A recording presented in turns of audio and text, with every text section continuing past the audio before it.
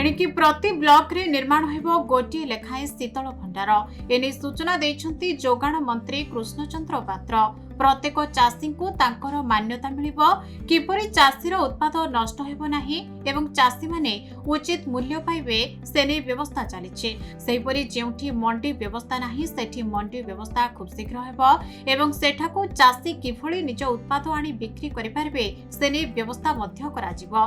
तबे जेउ व्यवस्था 24 वर्ष धरि चलिथिला ताहा हेबे बदलिछि। दुर्नीतिग्रस्त मिलर दलाल और ऑफिसर को उपरे एक्शन नियाजिबा सहित कटनी छटनी बंद होइथिबा नै कहिसंते खाद्य जोगाण मंत्री कृष्णचंद्र पात्र। चलित वर्ष आलू चाष भल होइछि। एणिकी आलू पई ओडिशा पश्चिमबंग किंबा अन्य केउ राज्य उपरे निर्भर करिबनी। या सहित धान भଳି हेबो परिबा मंडी जहा द्वारा चाषी माने शीतल भंडार रे पनिपरिबा रखि परिबे। चाषी मारण नीति बर्दाश्त कराजिबो नाही बोली सीधा सुनाई दिछंती खाद्य जोगाण मंत्री कृष्णचंद्र पात्र। सेही मंडी माने कृषक मानक पाई बहुत किछ करिवार अछि। मंडी गुडा को सब साइज करिवार अछि।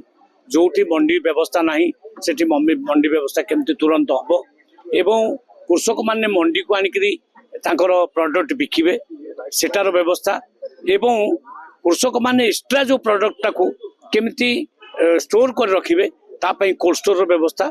तेणु प्रत्येक ब्लॉक स्तर रे गोटे गोटे कोल्ड स्टोर तुरंत निर्माण करिया पई आमे मध्य योजना करछु।